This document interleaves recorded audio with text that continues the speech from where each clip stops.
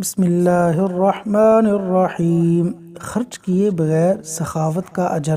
رسول اللہ صلی اللہ علیہ وسلم نے فرمایا، میں قسم کھا کر کہتا ہوں کہ دنیا دو قسم کے لوگوں کے لیے ہے۔ ایک وہ قسم کہ جنہیں اللہ تعالیٰ نے مال بھی دیا اور علم بھی دیا۔ ایسا شخص مال کمانے اور خرچ کرنے میں اللہ سے ڈرتا ہے۔ وہ اپنے علم کی بنا پر مال کے ذریعے رشتہ داروں سے حسن سلوک بھی کرتا ہے اور حقوق اللہ کی ادائیگی بھی کرتا ہے۔ ایسا بندہ سب سے بہتر درجے پر ہے۔